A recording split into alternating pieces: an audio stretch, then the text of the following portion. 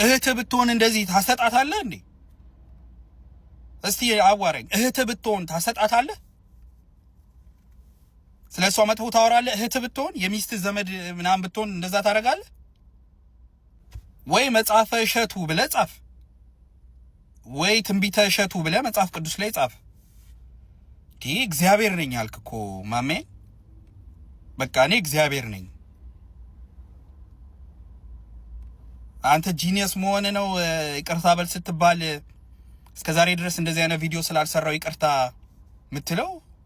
ዩ አር ዳም። ይሄ ጂኒየስ አይደለም፣ ዳም መሆን ነው። እስከ ዛሬ የሰራውን በዜሮ ነው ያጠፋው። ምንድን ነው እንደዚህ አይመሰገጥ? የከተማ ሰው ነኝ ትል የለ እንዴ? በጣም ፋርጣ ሆንክ ማለት ነው። ፋርጣ። በሰው አትፍረድ ነው የተባልከው። በቃ በሰው አትፍረድ። አንተ ማን ስለሆንክ ነው በሰው የምትፈርደው? የፈለገችውን ነገር ትሁን። ደግሞ ቀለም ስቀባ እኔም ኃጢአተኛ ነኝ። ሁ ጊቭ ዘ ፋክ። ለምን 100,000 ጊዜ ኃጢአት አትሰራም? ስትፈልግ ስራ፣ ሳትፈልግ አትስራ። ይሄ አንተን ንጹህነት አይገልጽም። ቀለም ስቀቢ ምናምን ማለት ነው።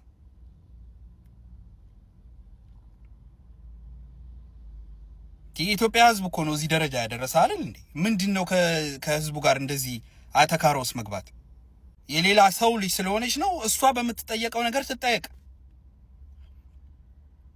ጌታ ምን አለ? ከእናንተ ንጹህ የሆነ እኮ ድንጋይ አንሳና የመጀመሪያውን ድንጋይ ይወርውር አለ አይደል እንዴ? ሁሉም ኃጢአተኛ ስለነበሩ ጥለው ሄዱ፣ ድንጋዩን ጥለው።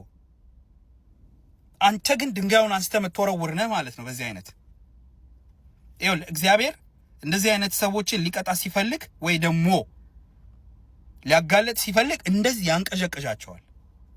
ያንቀዠቅዣቸዋል። እኛ የምናውቅህ እንግዲህ አባ ገብረ ኪዳን እግር ስር ምናምን ቁጭ ብለህ እንትን ስትል ነው። እንደዚህ ነው የተማርከው? እንዲህ ነው ያስተማሩ? ማን ነው እውነተኛ የቤተ ክርስቲያን አሰዳቢ? አሁን በደንብ ትምህርታቸውን ስማ። በደንብ ወደ ኋላ ሂድና ተማር። ዝም ብሎ ቁጭ ብሎ ማየት ምናምን አይደለም። ይሄ የዩቲዩብ ቢዝነስ ነው። እሸቱ ትክክል ነው የምትሉ ሰዎች ይኸውላችሁ እንዴት አስቡ መሰላችሁ? ነገ በእናንተም ቢፈረድ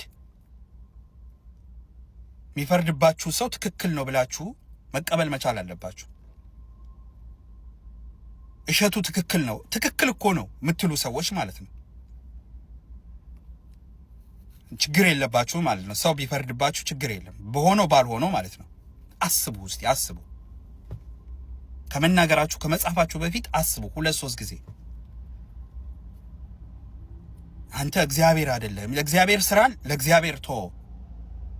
ፈራጅ እግዚአብሔር ነው። ኦኬ